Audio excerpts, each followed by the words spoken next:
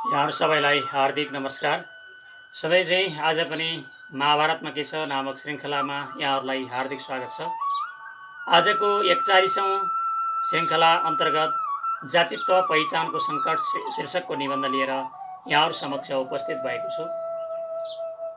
महाभारतमा के छ नामक निबन्ध सङ्ग्रहका 155वटा निबन्धहरूमध्ये यो 41औं निबन्ध हो र महाभारतका 18वटा पर्वहरूमध्ये तेस्रो पर्वबाट यो निबन्धको कथावस्तु ग्रहण गरिएको हो र जातित्व पहिचानको सङ्कट, जातित्वको नाराहरू उठिरहेका बेलामा हाम्रो जस्तो नेपालका सन्दर्भमा यो जातित्व पहिचान भनेको के हो, जातित्वको पहिचानको सङ्कट कसरी चाहिँ निम्तिँदै गयो भन्ने सन्दर्भमा यो महाभारतको उपाख्यान हामी सबैको लागि प्रेरणादायी बन्न सक्नेछ भन्ने अपेक्षा मैले लिएको छु। जातित्व पहिचानको सङ्कट। शस्त्र र अस्त्रको शिक्षा हासिल गर्नका लागि अर्जुनले 5 वर्ष स्वर्गमा बिताए। शस्त्र र अस्त्र भनेको फालिने, शस्त्र भनेको हातमा लिएर युद्ध लडिने। शस्त्र र अस्त्रको शिक्षा प्राप्त गर्नका लागि अर्जुनले 5 वर्षसम्म स्वर्गमा बिताए। त्यसपछि अर्जुन आफ्ना दाजुभाइहरू रहेको गन्धमादन पर्वतमा आएर स्वर्गमा आफूले इन्द्र, वायु र शिवबाट दिव्य अस्त्रको शिक्षा ग्रहण गरेको बताए। साथै उनले स्वर्गमा 5 वर्ष रहँदाको सारा वृत्तान्त आफ्ना दाजुभाइलाई सुनाए। अर्जुनका मुखबाट यात्राको सम्पूर्ण वृत्तान्त सुनिसकेपछि युधिष्ठिरले उनको अभिनन्दन गर्नका साथै दिव्यास्त्र दर्शनको इच्छा पनि प्रकट गरे। युधिष्ठिरको इच्छा बमोजिम अर्जुनले दिव्य अस्त्रहरूको प्रदर्शन गर्न लागेका बेलामा टुप्लुक्क नारद आइपुगे र अर्जुनलाई दिव्य अस्त्र प्रदर्शन गर्नबाट रोके। यो दिव्य अस्त्र प्रदर्शन नगर यस्तो बेलामा भनेर नारदले त्यहाँनिर अर्जुनलाई रोके। पाण्डवहरू गन्धमादन पर्वतबाट बदरिकाश्रम हुँदै सरस्वती नदीको तटवर्ती द्वैत वनमा प्रवेश गरे। त्यस वनमा भीमसेनले हिंस्रक पशुहरूलाई मारे भने अजिङ्गरले भीमसेनलाई पक्र्यो। भीमसेनले अजिङ्गरको अद्भुत शक्तिका बारेमा विचार गर्न थाले। उनले अजिङ्गरका बारेमा जानकारी प्राप्त गर्ने इच्छा राख्नुका साथै असत्यो विक्रमो निर्णाम इति मे धियते मति, अर्थात् मेरा विचारमा मनुष्यको पराक्रम झुटो हो, किनभने तपाईँले मेरो जस्तो महान बललाई कुण्ठित गरिदिनु भएको छ भन्ने कुरा उनले अजिङ्गर समक्ष व्यक्त गरे। प्रिया प्राणा हिदेनाम, अर्थात् सबै प्राणीहरूका लागि आफ्नो प्राण अत्यन्त प्रिय हुन्छ। तापनि म धेरै समयदेखि भोकै बसेका कारण देवताले मेरा लागि तिमीलाई भोजनका रूपमा पठाएका छन् भन्ने कुरा अजिङ्गरले भीमसेन समक्ष व्यक्त गरे। साथै उसले आफू राजर्षि नहुस भएको तर ब्राह्मणहरूको आफूले तिरस्कार गरेका कारण आफूलाई महर्षि अगस्त्यले श्राप दिएर अजिङ्गर बनाइदिएको रहस्य पनि भीमसेन समक्ष व्यक्त गरे। अजिङ्गर रूपधारी नहुस राजाको कुरा सुनेर भीमसेनले न म तपाईँप्रति क्रोध गर्छु न त आफ्नो नै निन्दा गर्छु, किनकि मनुष्य सुख दुःखको प्राप्ति अथवा निवृत्तिमा कहिले असमर्थ हुन्छ भने कहिले समर्थ हुन्छ। त्यसैले कुनै पनि अवस्थामा आफ्नो मनमा ग्लानि आउन दिनु हुँदैन, आफ्नो मनलाई दुखी गराउनु हुँदैन भन्ने कुरा भीमसेनले यसरी व्यक्त गर्दै अजिङ्गरलाई सम्झाए। यस्मात् अभावी भावी वा मनुष्य सुख दुःखयो आगमे यदि वा पाए न तत्र ग्लापयेत मनः, न तत्र ग्लापयेत मनः। त्यस्तो अवस्थामा मनलाई न ग्लापयेत भनेको ग्लाइमलाई हर्षक्षे दुखी बनाउनु हुँदैन भन्ने सन्दर्भमा उनले चाहिँ भीमसेनले अजिङ्गरसँग यो व्यक्त गरेका हुन्। साथै भीमसेनले कुनै यस्तो मनुष्य होला जसले पुरुषार्थका बलले दैव वा भाग्यलाई वञ्चित गर्न सकोस्। म त भाग्यका सामु पुरुषार्थ व्यर्थ छ भनेर आफ्ना बाहुबलको भरोसा नभएको ठान्न पुगे। दैवम पुरुषकारेण कुवंच हितुमरति दैवमेव परम मन्ने पुरुषार्थो निरर्थक। भाग्य नै बलवान हो, पुरुषार्थ निरर्थक छ। यसरी भीमसेन जस्ता महाबलीले त आफ्नो पुरुषार्थलाई व्यर्थ ठाने भने सामान्य मान्छेले आफ्नो पुरुषार्थमा गर्व गर्नुको कुनै सार्थकता देखिँदैन हाम्रो समाजमा पनि। यता अजिङ्गरको बन्धनले गर्दा भीमसेनले विलाप गरिरहेका थिए भने उता युधिष्ठिरले द्रौपदीसँग भीमसेन कता गए भन्दै सोधखोज गरिरहेका थिए।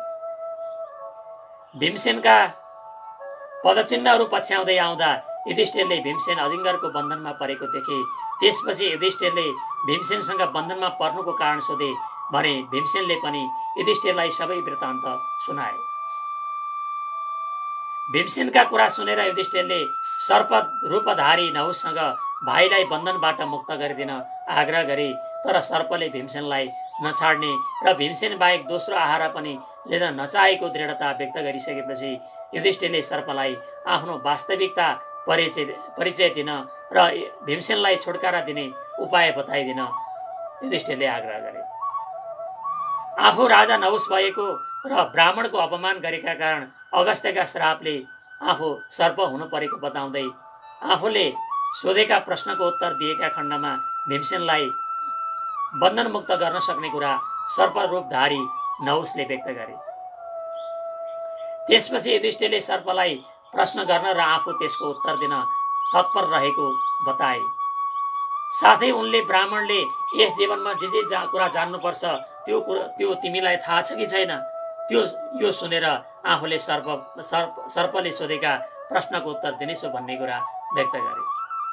युधिष्ठिरको कुरा सुनेपछि सर्पले उनलाई ब्राह्मण को हो र ब्राह्मणका लागि जान्न योग्य तत्त्व के हो भन्ने प्रश्न गरे।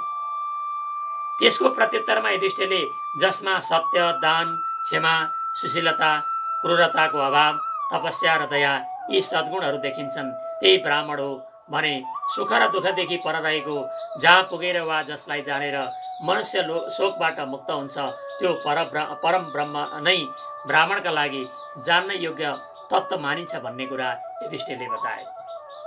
सत्य र प्रमाणभूत ब्रह्म नै चारै वर्णका लागि हितकर छ। सत्य, दान आदि सद्गुण त शूद्रहरूमा पनि रहन्छन् र सुख एवं दुःखले रहित भएको कुनै वस्तुको सत्ता त मैले देख्दिनँ नि भनेर सर्पले युधिष्ठिरसँग जिज्ञासा राखे।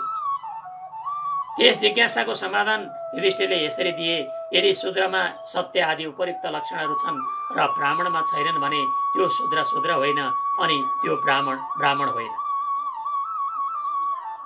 शूद्रे तु यद्भवेत् लक्ष्म द्विजे यच्च न विद्यते नवै शूद्रो भवेत् शूद्रो ब्राह्मणो न च ब्राह्मणः।